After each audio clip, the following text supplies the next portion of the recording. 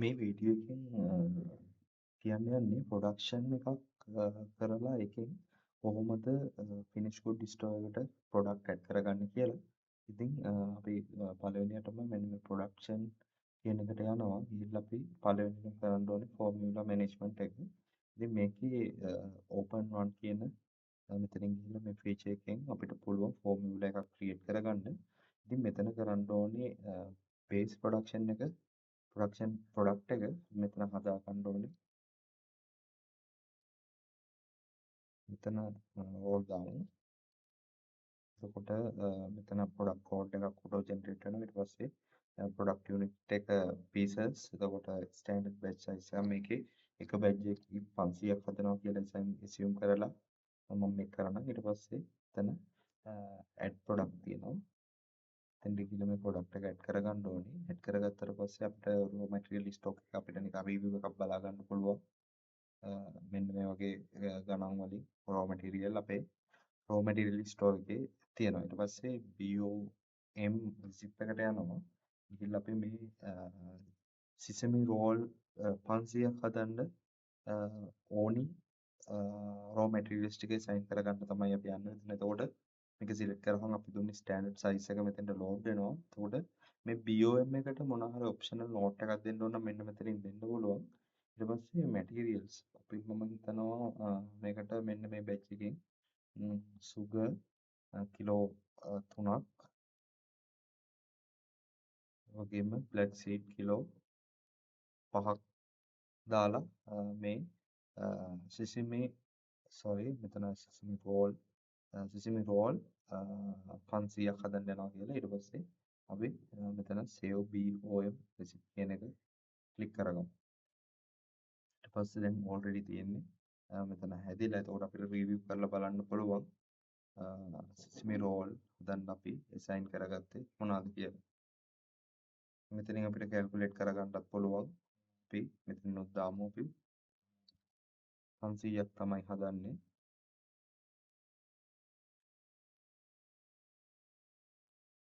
එතකොට මෙතන මෙන්න මේ detail ටික load වෙනවා. ඊට පස්සේ අපි මෙතන දාමු start production deduct material. તો raw materials ටික stock finish raw material stock එකෙන් අඩු වෙනවා. ඊට පස්සේ අපි production ගිහිල්ලා production එක plan කරගමු. production එක plan කරන තැන තියෙන්නේ. ඊට පස්සේ අපිට පුළුවන් මෙතන මොනවාද අපි හදන්නේ කියලා select කරගන්න. ඊට පස්සේ මෙතන BOM version එක අපිට select කරගන්න පුළුවන්. ඊට පස්සේ මෙතන තියෙනවා plan කරන දවස shift එක මොකද්ද? අපි කීයක් එකෙන් හදන්න බලාපොරොත්තු වෙනවද?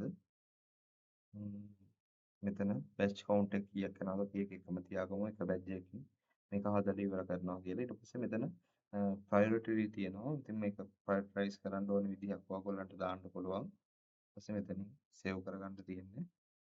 එතකොට මේ තියෙන්නේ අපි දැන් හදාගන්න යන එක මේ තියෙන්නේ මම කලින් හදාගත්තේ කම්ප්ලීට් කරගත්ත ප්‍රොඩක්ෂන් එකක්. ඉතින් මෙතන මේකත් හරි ෂෙඩියුල් වෙලා තියෙන්නේ.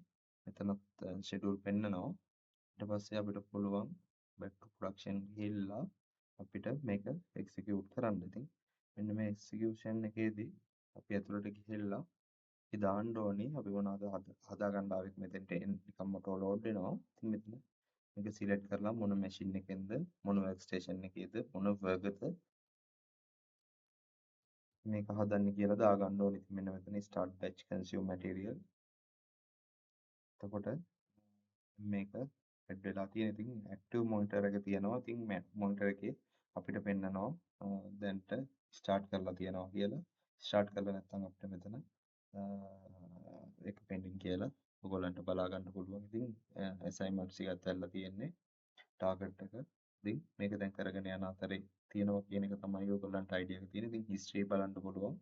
මෙතන මේ තියෙන්නේ කලින් මම production කරපු sesame ball production එක. ඊට පස්සේ අපි මේකෙනොත් back වෙනවා. මේක හදලා ඉවරුණාට පස්සේ අපිට පුළුවන් update කරගන්න.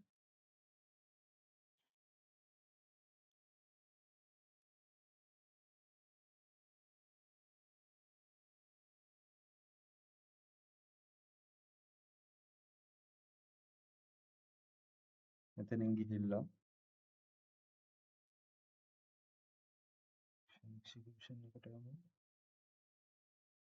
අප්ඩේට් පැච් මෙන්න මෙතනට ගිහිල්ලා අපි පැච් එක අප්ඩේට් කරමු. මේක හදලා ඉවරනාට පස්සේ කොච්චර හදලා ඉවරයි කියලා. ඉතින් අපි මේකට 500ක් හදුවා කියලා දාමු. එතකොට වේස්ටේජ් උඹ දාන්නේ නැහැ. මෙන්න මෙතන save batch update. එතකොට පැච් එක හදලා complete කියලා දෙනවා. ඊට පස්සේ අපිට තියෙන්නේ මේ පැච් එකකින් හදපු ප්‍රොඩක්ෂන් එක quality control කරලා පැකේජින් වලට එළියට දාගන්න. ඉතින් එතෙන්ට ගිහිල්ලා අපි හදුවේ මෙන්න මෙතෙන්ට අන්තිමට එන්නේ මේක sesame roll මෙතෙන්ට ගිහිල්ලා අපි inspection date එක දානවා. inspector කවුද කියලා දානවා. ඊට පස්සේ මෙතන batch status එක අපිට පුළුවන් approve කරලා තියාගන්න. ඊට පස්සේ මෙතන approval quantity එක දාගන්න ඕනේ. ඊට පස්සේ මෙතන rejected quantity එකක් තියෙනවා නම් ඒකත් දාන්න. notes තියෙනවා නම් ඒ ටික ඔක්කොම දාගෙන මෙතන food safety checklist එකක් දාගන්න. ඊට පස්සේ මෙතන save QC inspection කියන එක ඉවර වෙලා ඔයාලට දාගන්න පුළුවන්.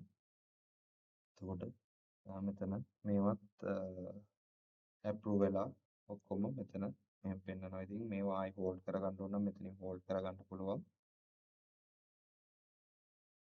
ඊට පස්සේ අපි back to production එකට ආයෙ යමු. ඊට පස්සේ අපිට තියෙන්නේ packaging management එක කරගන්න. අපි මේ product එක use කරලා මොනවාද හදන selling product කියලා මෙතනින් දාගන්න තමයි තියෙන්නේ. ඉතින් අපි මෙන්න මේ 5 කියන page එකට යමු. එතනින් ගියාම අපිට තෝරන්න දෙනවා මොකද්ද අපි QC එකේදී approve කරපු products මොනවද තියෙන්නේ කියලා. එතකොට මෙන්න මේක අපි දාගමු sesame roll. එතනටත් එතකොට එනවා ඔයගොල්ලන්ට පුළුවන් sesame roll 100කට විකුණන ඒවා තියෙනවා නම් ස්පෙෂල් නේම් වලින් ඔන්න ඔහොම දාගන්න. ඊට පස්සේ මෙතන පැකේජින් raw materials ටික arrange කරගන්න ඕනේ. එතකොට මෙතන දාන්න ඕනේ එක pieces එකක් හදන්න මොනවද යන්නේ කියලා කොච්චර යනවද කියලා මේවා ඔයගොල්ලන්ට දාගන්න පුළුවන්. quantity wise එකකට යන ප්‍රමාණය තමයි මෙතන දාගන්න ඕනේ. මෙතන example එකකුත් දාලා තියෙනවා. ඉතින් තව raw materials තියෙනවා නම් මෙතෙන්ට එහෙම add කරගන්න පුළුවන්.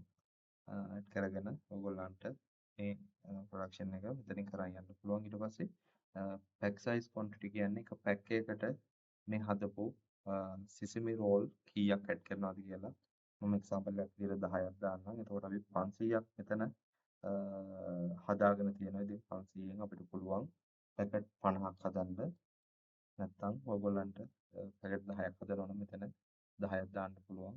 එහෙම වුණොත් ඊතුරු ගාන මේ ප්‍රොඩක්ෂන් එකේ ඊතුරු වෙන ඉතින් costing price එක මෙතන දාගන්න මම දාලා තියෙන්නේ. එතකොට රුපියල් 150ක් cost වෙනවා නම් ඔයගොල්ලන්ට manual හරි එක ට්‍රයල් කරලා මෙතෙන්ට දාගන්න පුළුවන්.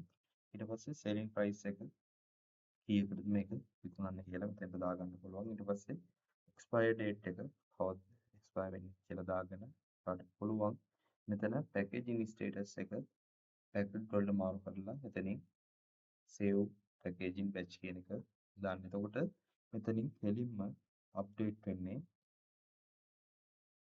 production එක finish product store එක. මෙතන manage stock කියලා අපිට බලන්න පුළුවන්. inventory එකේ finish good store එක.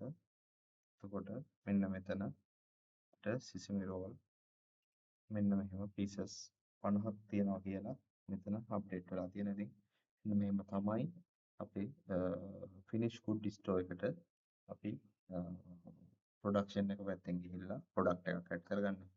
ඉතින් එහෙනම් මේ වීඩියෝ බලන්න